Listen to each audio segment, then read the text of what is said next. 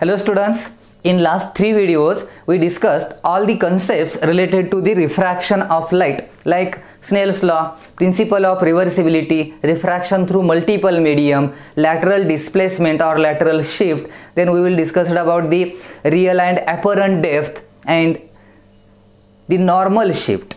Okay, all these concepts we discussed already. Now in this video we are going to solve some important problems based on those concepts. या concepts वरती काही आपण important numericals problems काय करणार आहे या video मध्ये आपण solve करणार आहोत. So let's start with the first problem. The first question is a ray of light is incident on a transparent glass slab of refractive index √3.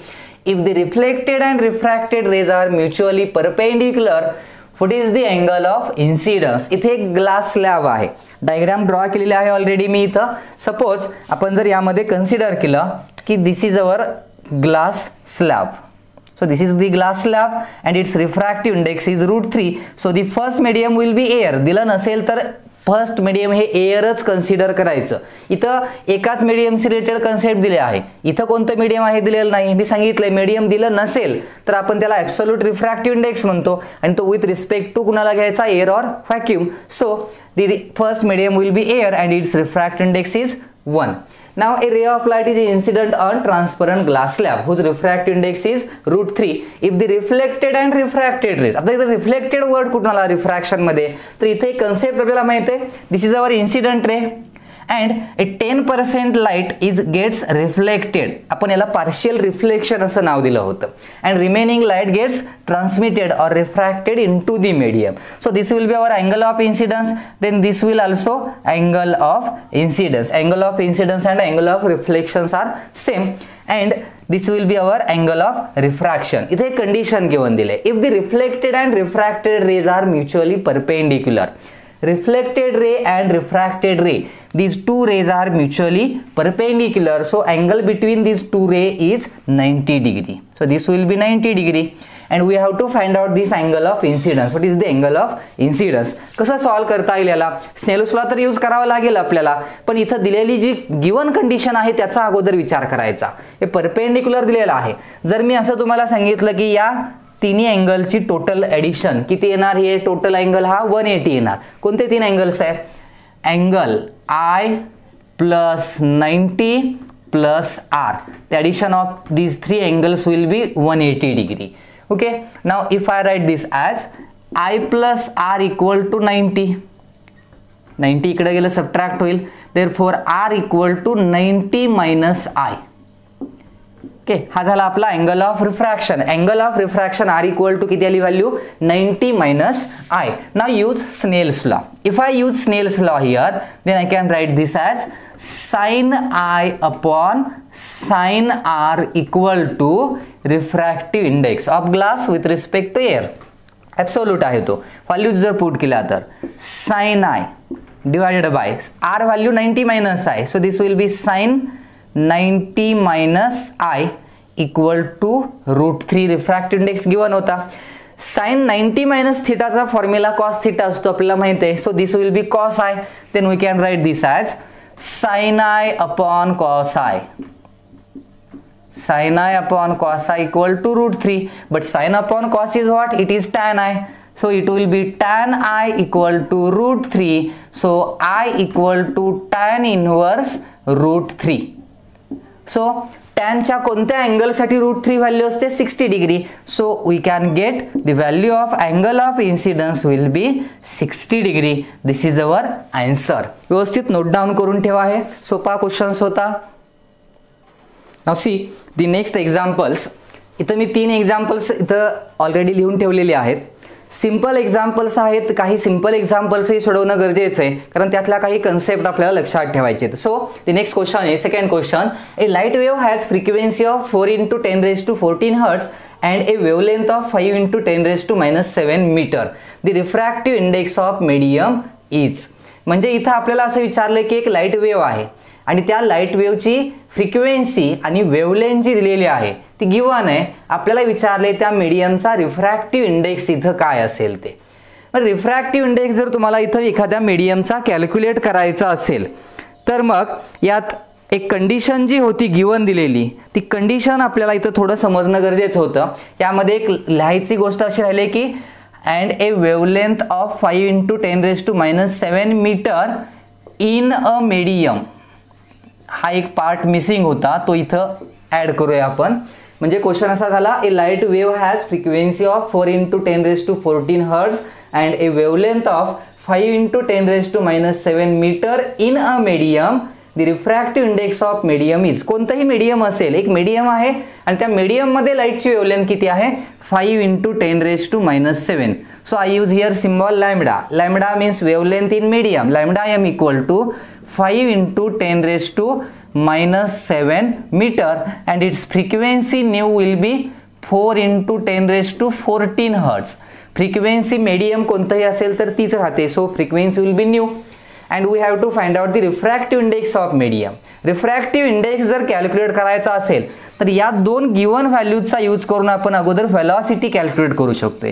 Velocity of light in medium, velocity equal to frequency into wavelength. Relation माहित आहे.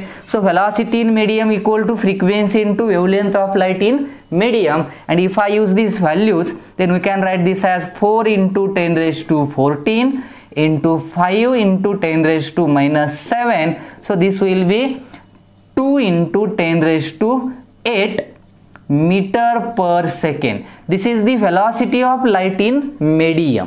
medium मध्ये लाईटची काय मिळाली आपल्याला, velocity. But we have to find out the refractive index in medium. medium दिलेला आहे इथं. So refractive index of medium मी इथं लिहितो NM.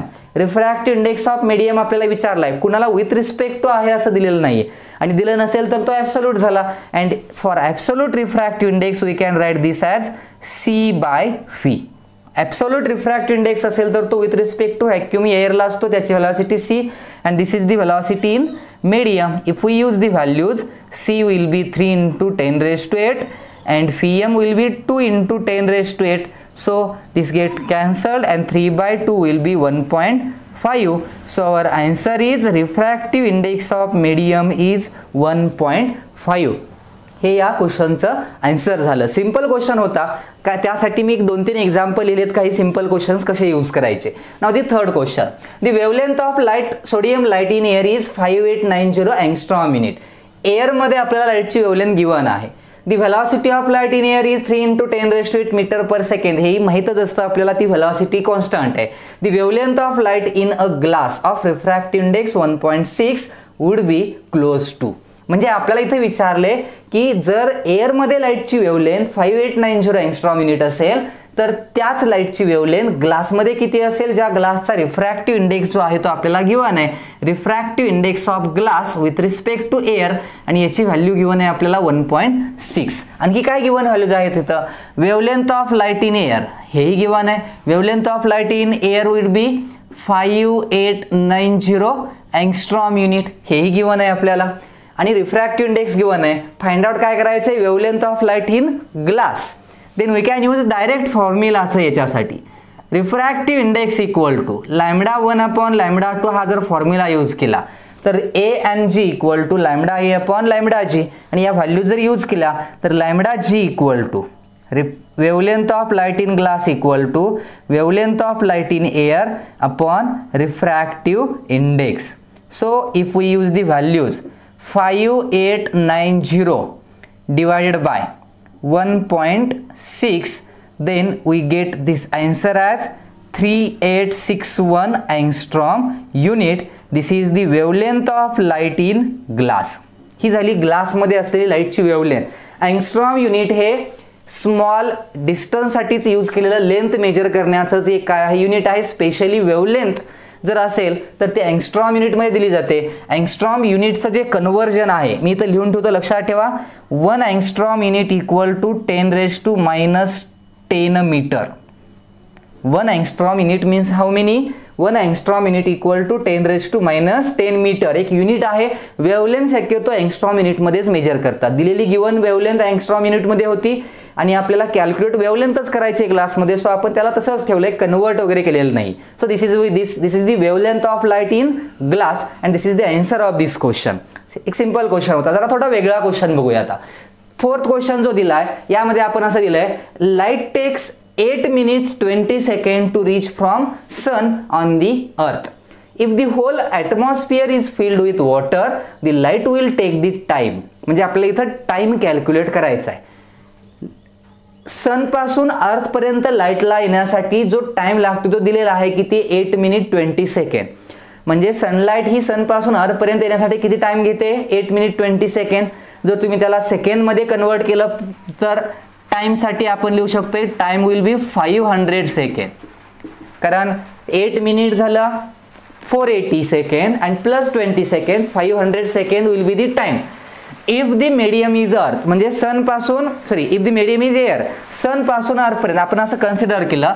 Suppose this will be the sun and this is our earth. So this is the distance between this two. Earth and sun यांच्यामधलं जे distance आहे ते किती दिलं इथं डी दिलंय. आणि इथून इथं लाईटला जर मीडियम एअर और व्हॅक्यूम असेल, दोघांच्या मध्ये मीडियम जर एअर किंवा व्हॅक्यूम असेल तर लाईटला इथून इथं येण्यासाठी जो टाइम लागतोय तो टाइम किती आहे टी आणि that time will be 500 second. Air असेल तर लाईटची व्हेलॉसिटी किती असणार आहे माहिती आहे आपल्याला सी आणि ती व्हेलॉसिटी असणार आहे 3 × 10⁸ मीटर पर सेकंड. एवढ्या व्हेलॉसिटीने ही लाईट रे काय होणार आहे ट्रॅव्हल होणार आहे. मग आपण हे डिस्टन्स कॅल्क्युलेट करू शकतोय. डिस्टन्स कसं कॅल्क्युलेट करता येईल distance equal to velocity into time. म्हणजे इथं आपण असं लिहू शकतो velocity into time therefore it will be 3 × 10⁸ into 500. So we can write this as distance equal to 15 × 10⁻10 metre. This is the distance between earth and sun. दोघांमधलं काय मिळालं आपल्याला डिस्टन्स. आणि नंतर असं विचारलं if the whole atmosphere is filled with water म्हणजे या दोघांच्या मध्ये जर आता पूर्ण इथून इथपर्यंत वॉटर असेल तर ज्या वॉटरचा रिफ्रॅक्टिव्ह इंडेक्स इथं दिलेला आहे 4/3. आणि मग जर वॉटर यूज केलं आपण तर इथं आता आपल्याला कॅल्क्युलेट करायचा आहे टाइम. सो टी डॅश म्हणायला. Now the T dash is time is what? T dash is the time when the medium is water. आणि मग यातून जर आपण व्हॅल्यूज पुट केल्या तर आपल्या असं लक्षात येईल आता की now see T dash will be the time if the medium is water. मग वॉटर मध्ये आपल्याला अगोदर व्हेलॉसिटी माहित पाहिजे. सो टाइमचा फॉर्म्युला काय लिहिता येईल distance equal to velocity into time. So time will be distance upon velocity, but velocity in water. So first we have to know about the velocity of light in water. Refractive index माहिती आहे. Refractive index in water equal to refractive index water दिला आहे with respect to air असणार आहे कारण हा absolute refractive index आहे. So we can write this as velocity of light in air upon velocity of light in water. If we use the values then we get VW equal to velocity of light in water equal to velocity of light in air would be 3 × 10⁸ divided by हा refractive index इकडे आल्यावर divide होईल आणि त्याची value आहे 4/3. So 3 9/4 and it will be 2.25 × 10⁸ metre per second. So this is the velocity of light in water. म्हणजे आता जर इथं दोघांच्या मध्ये अर्थ आणि सनच्या मध्ये वॉटर असेल तर लाईट किती व्हेलॉसिटीनं पास होणार आहे 2.25 × 10⁸ मीटर पर सेकंड. आणि जर हे डिस्टन्स माहिती आहे डिस्टन्स वॉटर असेल एअर असेल चेंज तर होणार नाही. आणि मग तसा जर आपण विचार केला तर इथं आन्सर मिळेल distance will B 15 × 10⁻10 divided by velocity will be 2.25 × 10⁸. This is the new time and if we solve this then we will get the answer 15 divided by 2.25 असं जर केलं आपण तर आन्सर मिळेल आपल्याला 6.66 × 10⁻2 10⁻10 आणि 8 आहे कॅन्सल होऊन 2 राहील. So we can write this as याला मी इकडं लिहितो थोडं म्हणजे आपल्याला इथं जे आन्सर मिळणार आहे ते आन्सर काय मिळेल आन्सर मिळेल T dash new time will be T dash equal to 666 second. Okay हा टाइम मिळाला आपल्याला. पॉवर कॅन्सल करून लिहिले मिनिट मध्ये लिहायचं असेल तरी लिहू शकतोय आपण. 11 मिनिट्स म्हणजे 660 टाइम्स होईल सेकंड झाले. 11 मिनिट्स मीन्स 660 मिनिट सेकंड म्हणजे 11 मिनिट होतील म्हणजे 11 मिनिट आणि वरती 6 सेकंड राहतील. सो जर अर्थ आणि सनच्या मध्ये वॉटर असेल तर वॉटरमधून लाईटला पास होण्यासाठी सनपासून अर्थला यायला किती वेळ लागणार आहे? That time will be 11 minute 6 second. This is our answer. सगळे क्वेश्चन्स आणि आन्सर्स व्यवस्थित इथं नोट डाऊन करून ठेवा तुम्ही. Now let's see next question. Locate the image of point P as seen by the eye in the figure. Okay, या diagram मध्ये दिलेल्या ज्या काही गिवन कंडिशन्स आहेत त्याचा यूज करून आपल्याला इथं या P पॉइंटची जी इमेज दिसणार आहे त्याची पोझिशन जी आहे ती लोकेट करायचे. So here I will be observer and P is the object. Okay, now P object आहे and we see this I is observer and this observes this point P through these 3 mediums. त्या 3 medium मधून तो त्या P पॉइंटला काय करतोय? Observe करतोय. अशाच टाईपची सेम कन्सेप्ट जी आहे ती आपण नॉर्मल शिफ्ट मध्ये स्टडी केलं होतं. ओके, सेम कन्सेप्ट होती नॉर्मल शिफ्ट आणि यामध्ये आपण असं स्टडी केलं होतं की जर एखाद्या ऑब्जेक्ट आणि ऑब्झर्वरच्या मध्ये एखादा मीडियम आपण प्लेस केलं तर या ऑब्जेक्टच्या पोझिशनमध्ये शिफ्ट मिळतो. That shift will be normal shift and it will B calculated by using formula thickness in bracket 1 - 1/n. Refractive index आहे तो आणि T is the thickness of that medium. पण इथं प्रॉब्लेम असा आहे की 3 डिफरंट मीडियम आहेत. 3 डिफरंट मीडियम असल्यामुळं या तिन्ही मीडियममुळं त्यामध्ये नॉर्मल शिफ्ट होणार आहे. म्हणजे या मीडियममुळं ज्याची थिकनेस 0.2 आहे याच्यामुळं हा ऑब्जेक्ट शिफ्ट होईल अपवर्डला, याच्यामुळे होणार आहे आणि या तिसऱ्या मीडियममुळे म्हणजे तिघांमुळे इथं या ऑब्जेक्टमध्ये काय होणार आहे? शिफ्ट मिळणार आहे आपल्याला. आणि आपल्याला तो शिफ्ट जर मिळाला तर ओरिजिनल पोझिशन जी आहे तीही माहिती आहे. ओरिजिनल पोझिशन पासून हा पॉइंट किती डिस्टन्सनं शिफ्ट होईल हे आपल्याला इथं कॅल्क्युलेट करता येईल. मग इथं हे तिन्ही शिफ्ट आहेत.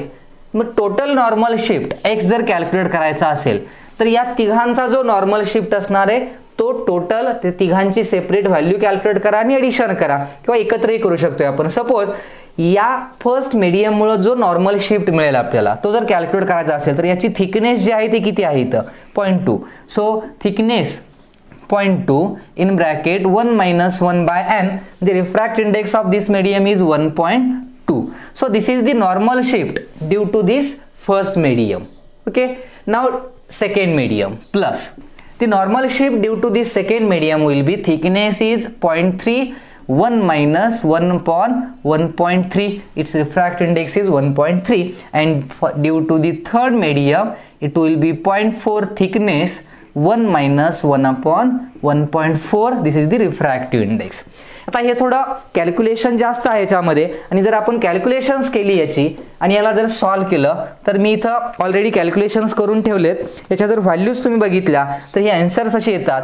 या टर्मची व्हॅल्यू येते 0.1143 प्लस याची व्हॅल्यू येते 0.066924 प्लस 0.03334. काही कॅल्क्युलेशन्स आहेत तुम्ही करून बघू शकता. यांच्या या व्हॅल्यूज मिळाल्या आणि या तिन्ही टर्म्स जर ॲडिशन घेतली आपण या सगळ्यांना ॲड केलं तर ही जी व्हॅल्यू मिळते आपल्याला that value will be 0.21 centimetre. Okay, so this is our total normal shift. म्हणजे या तिन्ही स्लॅबमुळे झालेला जो टोटल नॉर्मल शिफ्ट आहे तो नॉर्मल शिफ्ट झाला. याचा अर्थ असा आहे की या ऑब्झर्वरनं जर या तिन्ही स्लॅबमधून तिन्ही मटेरियलमधून P पॉइंटला ऑब्झर्व केलं तर त्याला या P पॉइंटमध्ये जो नॉर्मल शिफ्ट मिळाला म्हणजे P पॉइंट वरती जो शिफ्ट होणार आहे तो एवढ्या अमाऊंटनं टोटल शिफ्ट होणार आहे. मग तिथं काय दिसणार? त्याला इमेज दिसणार. सपोज ती जी इमेज दिसणार आहे या ऑब्जेक्टची इमेज सपोज इथं तयार होते ती. ओके, ही झाली याची इमेज. सो हा जो टोटल शिफ्ट आहे हा टोटल शिफ्ट किती होता? 0.21 centimetre. So the answer of this question is the image is formed above 0.2 centimetre from point P. P पॉइंटच्या वरती 0.21 सेंटीमीटरला या ऑब्जेक्टची इमेज काय होते? फॉर्म होते. This is the answer of this question. Okay, note down दिस.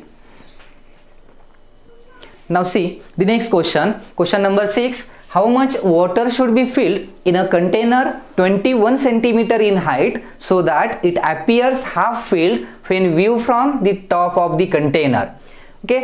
एक container दिलेला आहे आपल्याला इथं and its height will be 21 centimeter. Question असा आहे how much water should be poured in a container म्हणजे या कंटेनरमध्ये किती वॉटर आपण पोर केलं पाहिजे so that it appears half filled, म्हणजे तो आपल्याला अर्धा भरलेला आहे असा दिसेल. म्हणजे वरून बघताना तो आपल्याला अर्धा भरलेला आहे असा दिसला पाहिजे.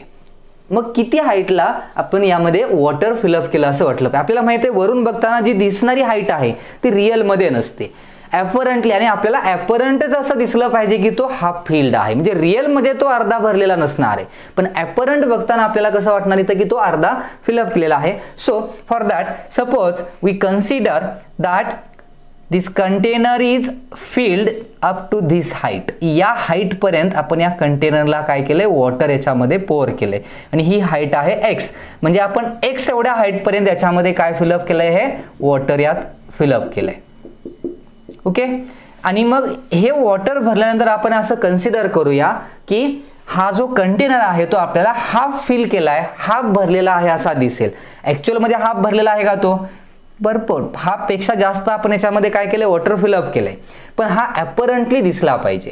आता वॉटर फिल केल्यानंतर आपण ज्यावेळी वरून ऑब्झर्व करतो याला, त्यावेळी याचा जो बॉटम आहे, रिअलमध्ये बॉटमची हाईट किती आहे, एक्स. रिअलमध्ये वॉटरची हाईट म्हणजे बॉटम वॉटरच्या सरफेस पासून किती हा डेप्थ पर्यंत आहे, x. So here real depth is x, पण वरून बघताना बॉटम वरती शिफ्ट झाल्यासारखा दिसतो आपल्याला, that will B apparent depth. आणि सपोज आपण असं कन्सिडर करूया की बॉटम जो आहे शिफ्ट झाल्यानंतर आपल्याला इथं दिसतोय. ओके. हा जो आहे तो आपला रेज्ड बॉटम आहे, कारण ॲपरंटली बॉटम हा वरती काय होतो, शिफ्ट होतो. पण कंडिशन अशी आहे की आपल्याला हा कंटेनर हाफ फिल्ड वाटला पाहिजे. हे डिस्टन्स किती असेल, if this is X, total is 21, then this will be 21 minus X, हे डिस्टन्स असणार आहे. मग इथं एम्प्टी जो कंटेनर आहे त्याची किती हाईट आहे, 21 मायनस एक्स. मग जो भरलेला वरून दिसताना बॉटम इथंच दिसतोय, मग आपल्याला हा जो पार्ट दिसणार आहे याची हाईट किती असली पाहिजे, तर याची हाईट आपल्याला इथं 21 मायनस एक्स एवढीच दिसली पाहिजे, कारण जेवढा रिकामा आहे तेवढाच भरलेला आहे असं आपल्याला ॲपरंटली दिसलं पाहिजे. याचा अर्थ हे जर 21 मायनस एक्स असेल तर हेही 21 मायनस एक्स दिसायला पाहिजे. म्हणजे याचा अर्थ आपण इथं घेऊ शकतो असा की रिअलमध्ये वॉटरची हाईट किती आहे, एक्स, पण ॲपरंटली जी दिसणारी डेप्थ आहे इथं किती दिसते, ही depth 21 minus X. So here we can say that 21 minus X this is the apparent depth. 21 minus एक्सला आपण काय म्हणू शकतो, इथं ही असणार आहे इथली apparent depth and X will be our real depth. Okay. आणि मग इथं जर आपण रिअल ॲपरंट डेप्थचा फॉर्म्युला यूज केला, we know about this, refractive index N equal to real depth upon apparent depth. हा फॉर्म्युला माहित आहे. रिफ्रॅक्टिव्ह इंडेक्सची व्हॅल्यू गिवन आहे, it is 4/3 equal to X upon 21 minus X, और we can take the cross multiplication 21 into 4 minus 4x equal to 3x. आणि मग हे 4x इकडे घेतलं की 7x होईल. So it will be 7x equal to 21 into 4. So x equal to 21 into 4 divided by 7, and we can say that the value of x will be 12. This is our answer. X is what? X काय होतं इथं? X is the height of water. म्हणजे water जो आहे ते किती height पर्यंत fill up केलं पाहिजे ज्यामुळे आपल्याला हा कंटेनर अर्धा भरलेला आहे असं दिसतं. तर answer is the water should be filled up to a height of 12 centimetre too. Okay. त्यामुळे आपल्याला काय दिसेल इथं, हा कंटेनर जो आहे तो हाफ फिल्ड आहे असा दिसेल. नोट डाउन करून ठेवा व्यवस्थित. Now see the next question. Question number 7. Consider the situation shown in figure. The bottom of the pot is a reflecting plane mirror. S is a small fish and T is a human eye. There are two questions on this diagram. अगोदर diagram consider करा आणि त्याच्यावरती ए आणि बी असे दोन सब questions विचारलेले आहेत. Okay. Here T is I and S is a fish. Okay. Fish is in a water and I is in a air. Consider करा. And refractive index of this water is mu. Now this fish is at a depth of h/2 from the surface of water आणि वॉटरची total height जी आहे ती total height इथं आपण असं म्हणूया की टोटल हाईट इथं किती घेता येईल h. ओके, म्हणजे फिश पासून मिररचं डिस्टन्स ही किती आहे h/2, कारण या सरफेसचा बॉटम जो आहे या पॉटचा तो बॉटम म्हणजे काय आहे एक प्लेन मिरर आहे असं कन्सिडर करूया. म्हणजे ही प्लेन मिरर आहे, हा सिल्वर सरफेस आहे, इकडचा सरफेस आहे तो रिफ्लेक्टिंग सरफेस आहे. And this I is at a height of h from the surface of water. ह्या दिलेल्या सिच्युएशन वरती दोन क्वेश्चन्स आहेत. So the first question is at what distances from itself will the fish see the images of eye. म्हणजे इथं image बघणार कोण आहे फिश, कुणाची इमेज आयची. So here fish will be observer, I is object. म्हणजे आपली इथं कोणती condition, observer is in denser medium, object is in rarer medium, he condition आपल्याला इथे यूज करायची आहे. पण इथं इमेजेस म्हटले आणि डिस्टन्सेस असंही आलेलं आहे. हे कशासाठी दिलंय, कारण हा फिश ज्यावेळी डायरेक्टली अबोव या आयला ऑब्झर्व करेल तेव्हा याला डायरेक्टली या फिशनं वरती बघितलं तर एक इमेज दिसेल, त्याला आयची इमेज दिसेल, म्हणजे आय दिसेल ज्याची हाईट थोडी रेज झालेली त्याला वाटेल. आणि त्यानं जर खाली बघितलं तर त्याला मिररमध्येही या डोळ्याची आणखी एक इमेज दिसेल. म्हणजे या फिशला एक डायरेक्ट इमेज दिसणार आणि एक मिररमध्ये इमेज दिसणार या डोळ्याची. म्हणजे इमेज किती दिसणार आहे, दोन. म्हणजे परत दोन कंडिशन आल्या या पहिल्या क्वेश्चनमध्ये, एक इमेज डायरेक्ट दिसणारी, दुसरी इमेज मिररमध्ये दिसणारी. सो पहिली कंडिशन आपण घेऊया, ह्या फिशनं या डोळ्याकडे आईकडे डायरेक्ट बघितलं तर. सो पहिल्या क्वेश्चनमध्ये पहिली condition direct observation of eye from fish, म्हणजे फिशनं जर डायरेक्ट या डोळ्याला काय केलं, ऑब्झर्व केलं तर. मग इथं ही जी हाईट आहे या डोळ्याची h, this will B real height.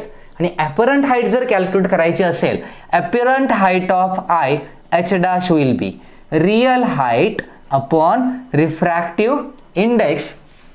Okay, हा म्यू आहे, पण ॲक्च्युली इथं घेताना रियल हाईट फॉर्म्युला आपण जो ओरिजिनल यूज केला होता तसा करूया.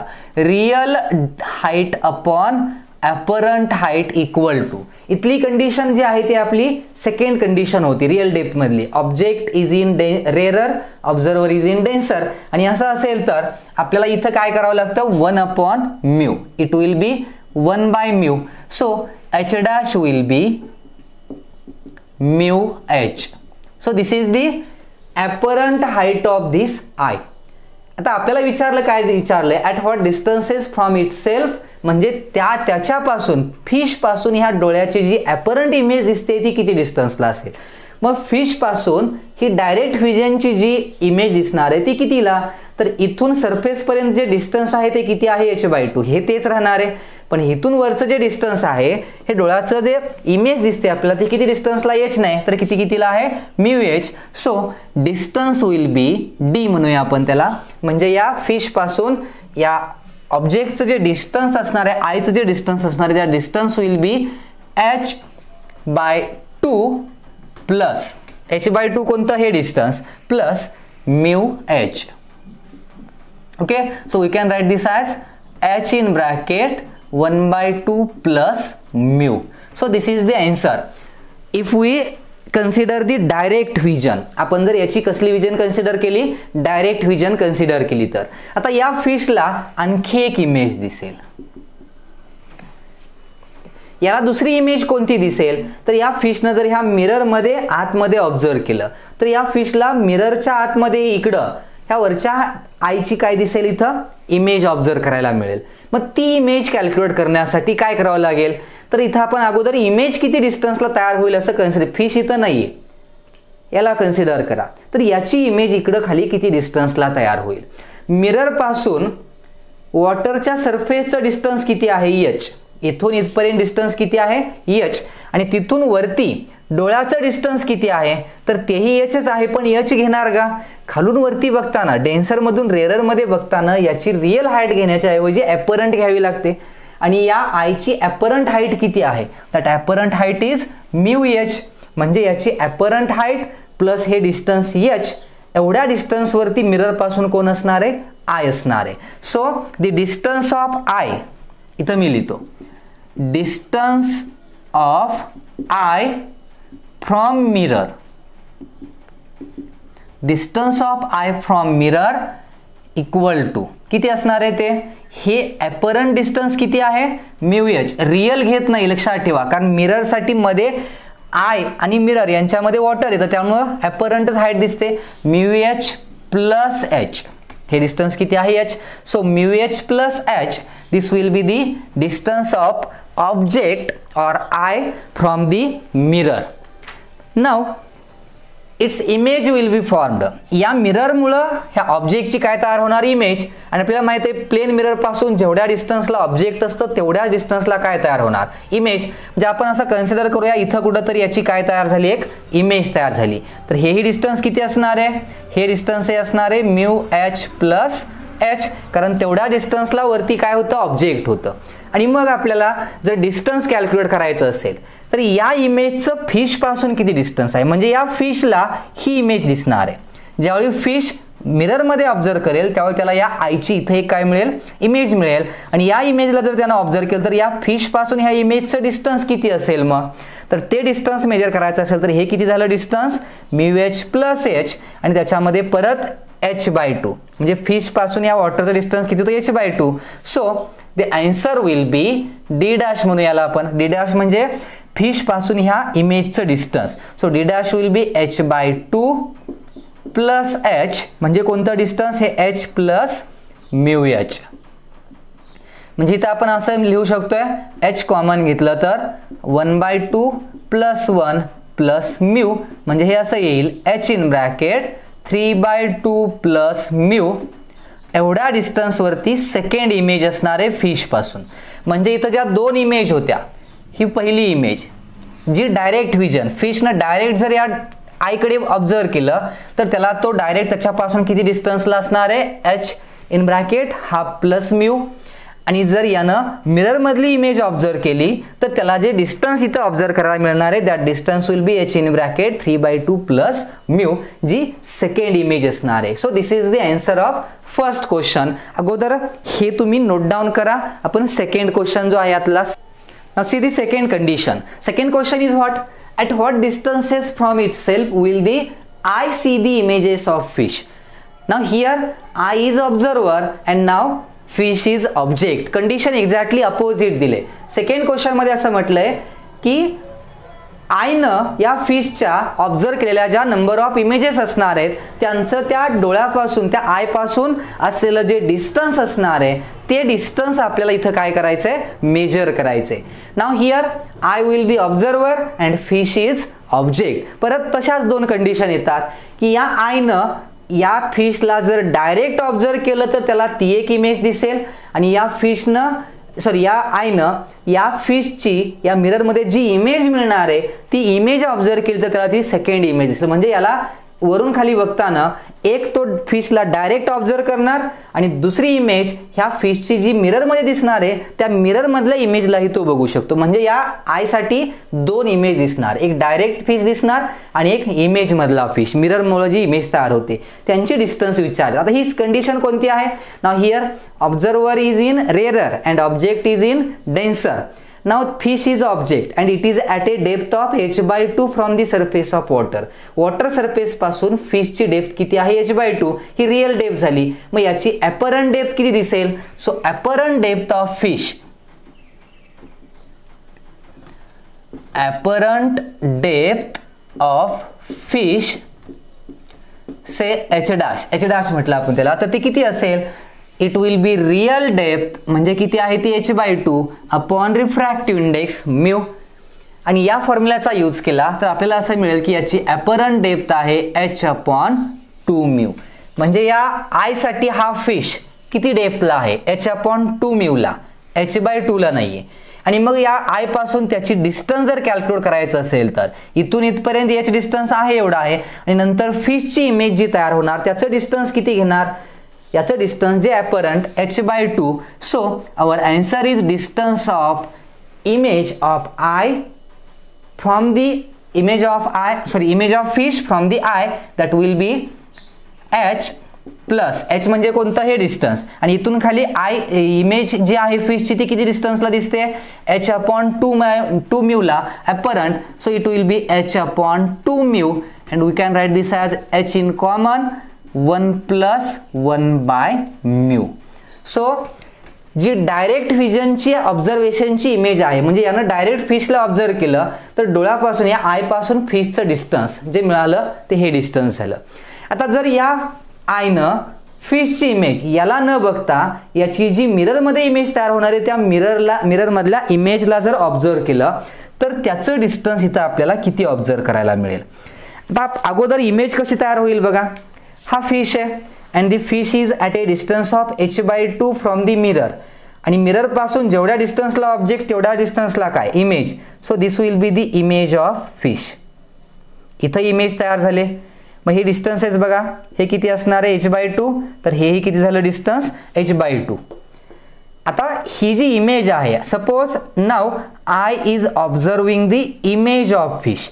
आय आता या ऑब्झर्व करतोय पण डायरेक्ट या फिशला नाही, फिशच्या कशाला इमेजला.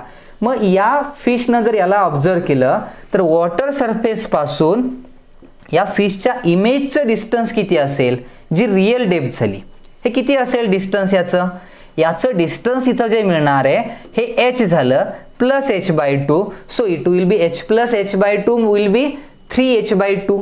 म्हणजे इथं या आयचं जे डिस्टन्स आहे ते किती आहे, या इमेजचं डिस्टन्स सरफेस पासून वॉटरच्या किती मिळते 3h/2. कसं मिळालं, हे h प्लस h/2 आणि h plus h/2 will be 3h/2. म्हणजे रिअलमध्ये ही इमेज जी आहे ती सरफेस पासून किती डिस्टन्सला आहे 3h/2. पण ज्यावेळी हा ऑब्झर्व करेल त्यावेळी त्याला ही इमेज ही काय होईल, शिफ्ट झाल्यासारखी वाटेल. म्हणजे ॲपरंट डेप्थ. आणि ॲपरंट डेप्थ कशी काढतो आपण, सेकंड कंडिशन. ओके, आता याची सेकंड कंडिशन जर आपण घेतली म्हणजे आता तो कशाला ऑब्झर्व करतोय, इमेजला.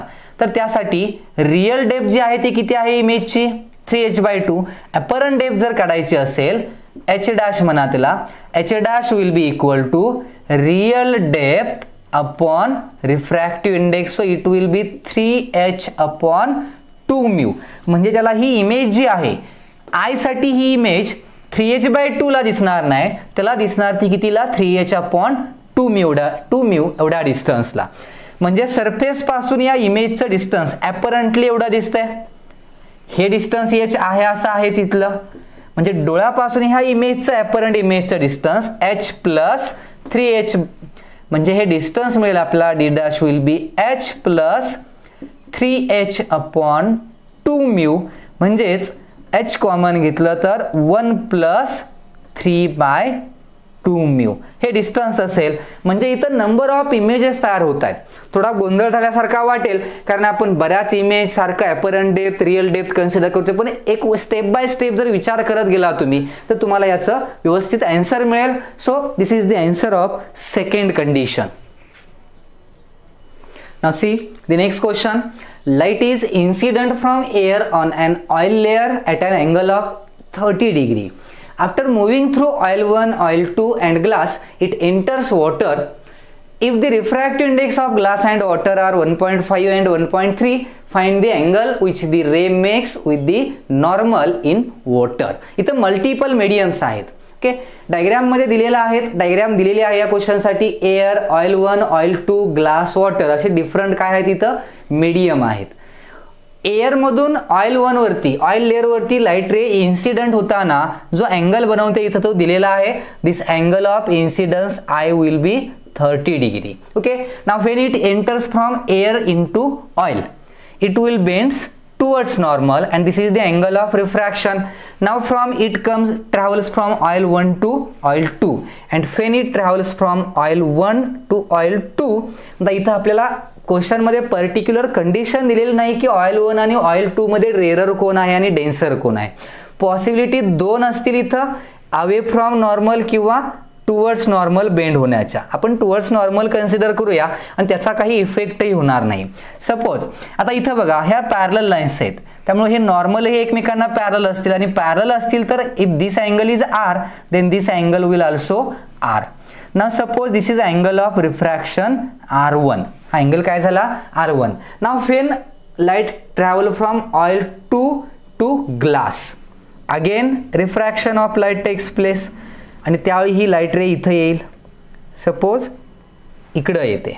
Okay, so if this angle is r1 then this angle will also r1. इथला हे अँगल काय झाला हा r1, याला आपण म्हणूया R2. हा अँगल काय झाला R2. And now it travels from glass to water. Glass to water मध्ये आपण सांगू शकतो की ग्लास डेन्सर आहे, वॉटर रेअर आहे, त्यामुळं ही लाईट रे बेंड कशी होणार आहे, अवे फ्रॉम नॉर्मल, इथं अशी बेंड होईल. So if this angle is R2 then this angle will also R2. हाही काय झाला इथला अँगल R2च, आणि याला सपोज E कन्सिडर करूया आपण. अँगल ऑफ इमर्जन्स म्हणतो मी, बाहेर निघताना लाईट आहे म्हणून अँगल ऑफ काय झाला हा इमर्जन्स. म्हणजे यातून अशा प्रकारे ही लाईट रिफ्रॅक्ट होत काय होते, पास होते. फाइंड आउट काय करायचंय, let's see here. Find the angle which the ray makes with the normal in water. Water medium कोणता आहे, हे वॉटर मीडियम आहे, आणि या वॉटर मीडियम मध्ये रेनं नॉर्मल सोबत केलेला अँगल म्हणजे आपल्याला ई ची व्हॅल्यू किती असेल असं इथं कॅल्क्युलेट करायला विचारलेलं आहे. एक व्हॅल्यू गिवन आहे आय, हा अँगल इथं दिलेला आहे, आय व्हॅल्यू किती आहे 30 degree. Okay, now to solve this. Diffraction through multiple मीडियमची जी कंडिशन होती ती जर यूज केली तर आपल्याला लगेच लक्षात येईल. मी तुम्हाला डिटेलमध्ये सांगतो इथं कसं सोडवायचं. फॉर फर्स्ट रिफ्रॅक्शन, रिफ्रॅक्टिव्ह इंडेक्सच्या काही मी व्हॅल्यू इथं लिहितोय. Refractive index of air, refractive index of oil 1, refractive index of oil 2, refractive index of glass आणि रिफ्रॅक्टिव्ह इंडेक्स ऑफ वॉटर, याची काही सिम्बॉल यूज केली आपण. Now light travel from air to oil 1. If we use Snell's law, पहिल्या रिफ्रॅक्शनचा Snell's law जर use केला आपण, तर स्नेल्स लॉ असणार आहे sign I upon sine r. Sine I upon sine R equal to this will be NO1 upon NA. म्हणजे आपण याला ऍक्च्युअली असं लिहिणार आहे refract index of oil 1 with respect to air, आणि 1n2 इक्वल टू n2/n1 या फॉर्म्युलाचा use केला तर आपण याला अशाही फॉर्म मध्ये कन्वर्ट करू शकतोय. मी डायरेक्टली लिहितोय, आणि मग याच्यावरूनच आपण लिहू शकतोय NA sine i equal to, cross multiplication घेतलंय फक्त, NO1 sine r. Okay, so this will be the equation of first refraction. Now for second refraction. Second refraction equation काय येईल? Second refraction, for second refraction, R is the angle of incidence and R1 is the angle of refraction. Two mediums are oil 1 and oil 2. So here we can write this as sin I means sin R. Angle of incidence इथं R च आहे. sin I upon sin R means sin R1 equal to second refractive index upon first. So it will be refractive index of oil 2 divided by refractive index of oil 1. So we can write this as NO1 sin R equal to NO2 sin R1. याच्यावरून cross multiplication घेऊन हे equation मिळालं. Now for third refraction, तिसऱ्या refraction मध्ये बघा, here R1 is the angle of incidence, R2 is the angle of refraction. So we can write here as sin R1 upon sin R2 equal to, इथं एक medium oil आहे, second oil, आणि दुसरं medium glass आहे. So we can write this as Ng upon NO2, आणि मग cross multiplication करा. NO2 refract index of oil 2 into sine R1 equal to refractive index of glass into sin R2. Okay, and now the last refraction, fourth refraction. For this fourth refraction, R2 is angle of incidence, E is the angle of refraction. So we write here sin R2 upon sin E equal to NW upon NG. So this will be NW किंवा असेला NG into sin R2 equal to NW into sin E. आता ही 4 equation जी आहेत ती compare करा. या पहिल्या 2 इक्वेशनचा जर विचार केला, NA sin I, इथं NO1 sin R, इथंही NO1 sin R आहे, म्हणजे ही आणि ही साइड इक्वल आहे. So these two sides will also equal. NO2 sin R1 या दोघांमध्ये बघितलं, कंपेअर केलं तर NO2 sin R1 NO2 sin R1 वर इथंही इक्वल आहे, म्हणजे हे इक्वल झालं, आणि हे इक्वल आहे म्हणजे ते यालाही इक्वल आलं. सो या टर्मला आपण ही टर्मही इक्वल घेऊ शकतोय, आणि या दोघांमध्ये कंपेअर केलं तर NG sin R2 आणि NG sin R2 ही साइड सेम आहे, म्हणजे ही side same.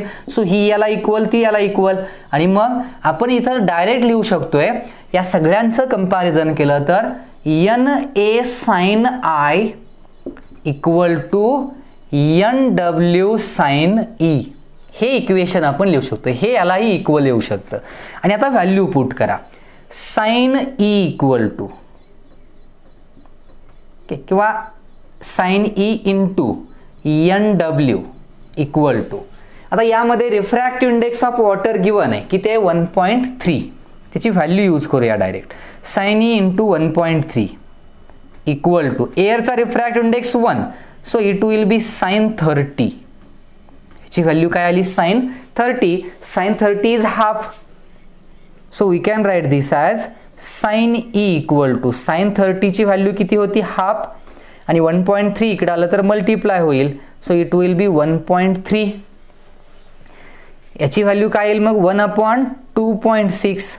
1.3 into 2, it will be 2.6, and if we take the inverse, then we will get E equal to sin inverse 1/2.6. ओके, ट्रिग्नोमेट्रीचं फंक्शन आहे, simple आहे. sin E equal to जर 1/2.6 असेल तर E equal to sin inverse 1/2.6. So this will be our answer. This is the angle of emergence E. हाच option एका exam मध्ये गिवन दिलेला होता. हे झालं आन्सर याचं. हा अँगल ऑफ काय मिळाला आपल्याला? इमर्जन्स, म्हणजेच the angle which the ray makes with the normal in water. So this will be our angle E, and that is the answer. Note down this. Okay. Next question बघा.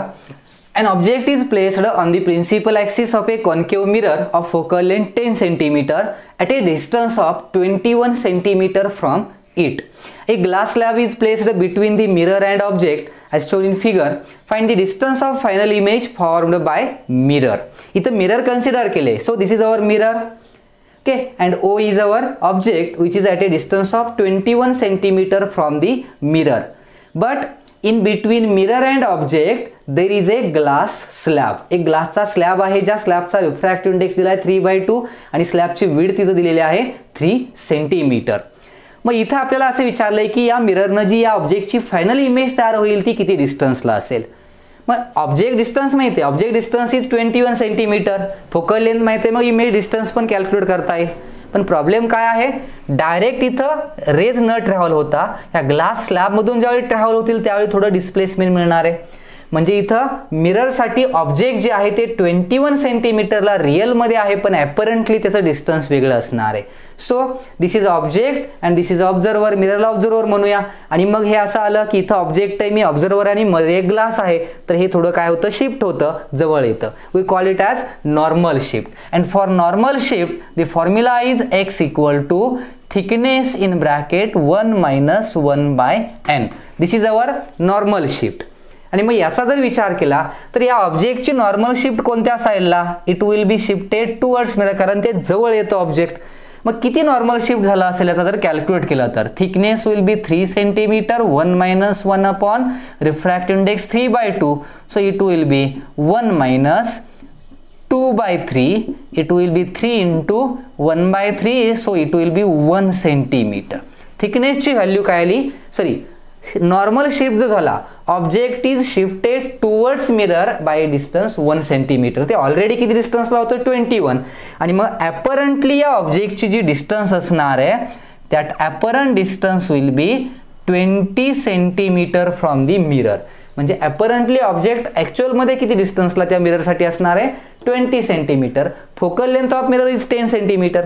मिररची focal length किती आहे? 10 centimetre आहे. So the radius of curvature of this mirror will be 20 centimetre. That means this object is at the centre of curvature. जर radius 20 असेल आणि apparent position ऑब्जेक्टची 20 सेंटीमीटरलाच येते, म्हणजे object कुठं आहे? Object is at a centre of curvature. आणि object centre of कर्वेचरला असेल तर इमेजही सेंटर ऑफ कर्वेचरलाच तयार होते. So the final image will be formed at a distance of 20 centimetre from the mirror. सोडवायचीच गरज नाही. का गरज नाही?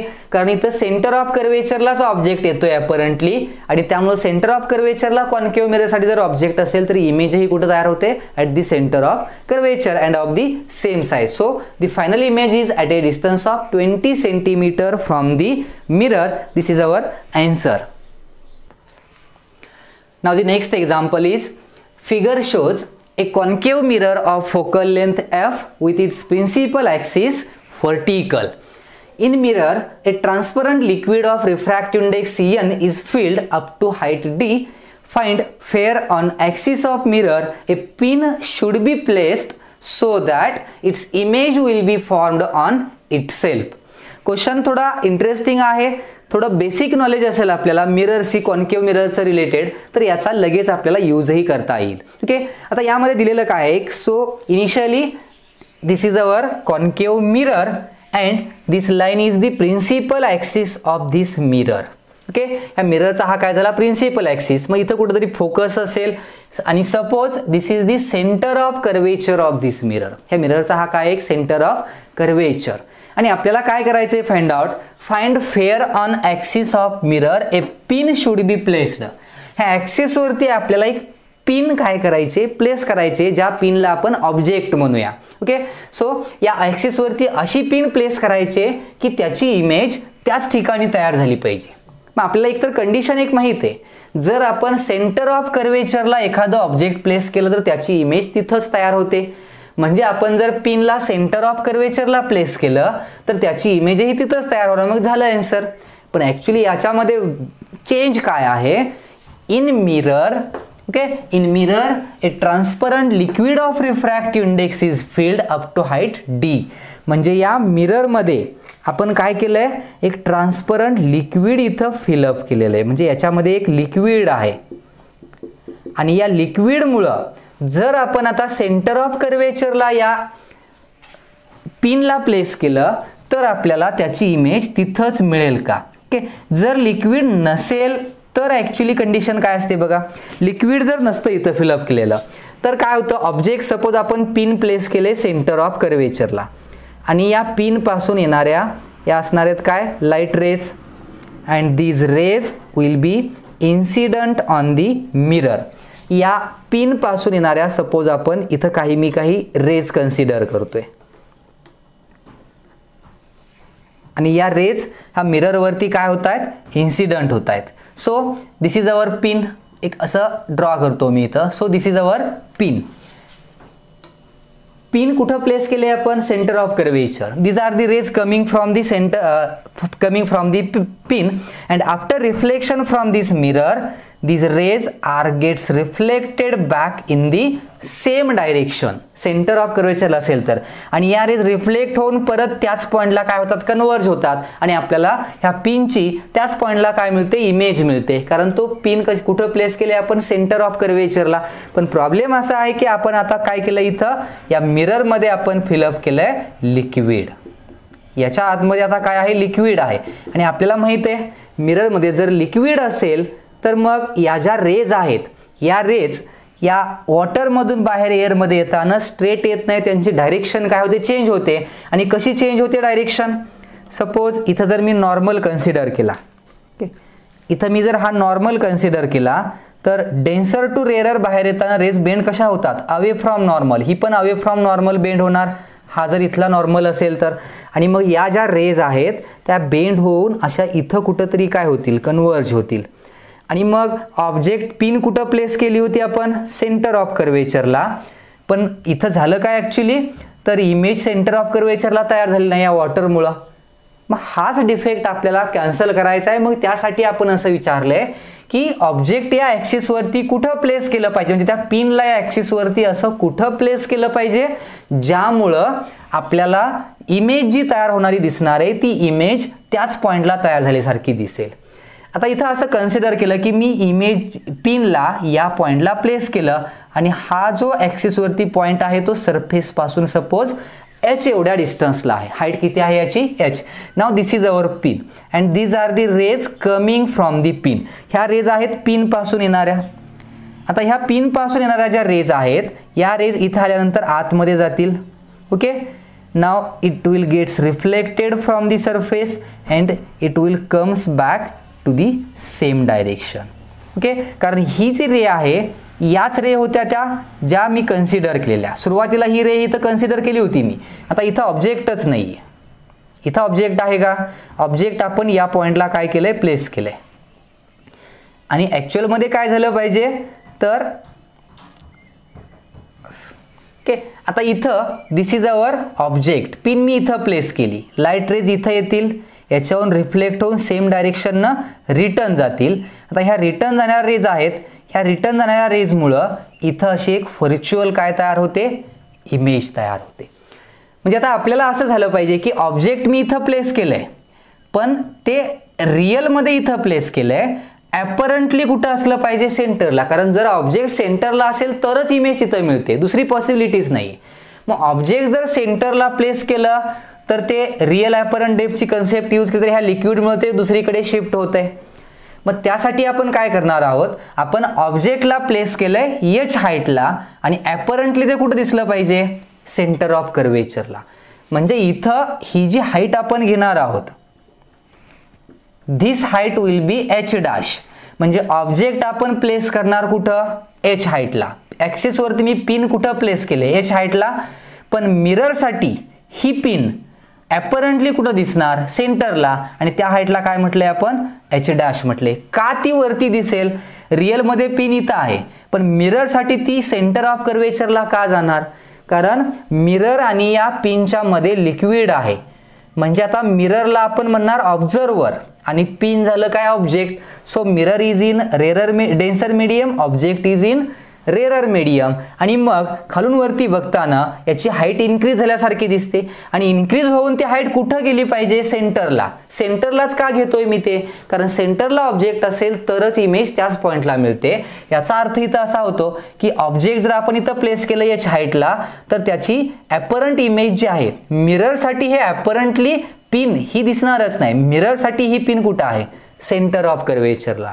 So this will be our apparent height. आणि याचा जर लिक्विडचा रिफ्रॅक्टिव्ह इंडेक्स माहिती आहे आपल्याला, याचा रिफ्रॅक्टिव्ह इंडेक्स n दिलाय आणि मग आपण जर रेशो यूज केला, real height upon apparent height equal to 1/n. n is the refractive index of this liquid. So h dash equal to nh.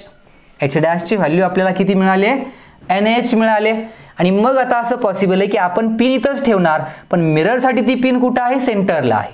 आपण पिन इथं एच हाईटला प्लेस केले, मिररसाठी पिन कुठं गेले, NH हाईटला, ॲपरंटली मिररसाठी. आणि मग आता जर इथं पिन आहे असं मिररसाठी असेल तर याची इमेज त्याच पॉईंटला काय होणार, तयार होणार आणि आपली ही कंडिशन काय होते, इथं सॅटिस्फाय होते. मग आपल्याला विचारलं हे किती डिस्टन्सला प्लेस केलं पाहिजे. म्हणजे find where on axis of mirror a pin should be placed so that its image will be formed on itself. आपण पिन ॲक्च्युली मग सेंटरला प्लेस केले का, पिन इथं प्लेस केले, किती हाईटला, एच. आपल्याला एच कॅल्क्युलेट करायचं. आता इथं बघा NH इक्वल टू काय असेल, NH म्हणजे रेडियस असणार आहे, एच रेडियस म्हणजे किती, 2f. So 2f will be NH. आता इथं 2f विल बी काय झालं, हे NH झालं. सॉरी, रेडियस म्हणजे NH नसणार आहे, radius is not equal to NH. काय चेंज होईल बघा त्याच्यामध्ये, radius r equal to, radius कुठून मोजतो आपण, पोल पासून. मग इथून इथपर्यंतचं डिस्टन्स झालं रेडियस, हे डिस्टन्स NH आहे, हे डिस्टन्स किती आहे, लिक्विडची हाईट d असं कन्सिडर केलं होतं. लिक्विडची हाईट किती आहे, d. So the radius will be NH plus d आलं. रेडियस काय आली, NH plus d. Radius is the double of the focal length. So 2f equal to NH plus d. So NH equal to 2f minus d, h equal to 2f minus d upon n and this is our option. हा आपला correct option होता. काही previous year questions मी consider करतोय, म्हणजे pin जी आहे ती एवढ्या हाईटला place केली आपण तर आपल्याला त्याच पॉइंटला त्याची काय मिळेल, इमेज मिळेल. ओके, नोट डाऊन दिस.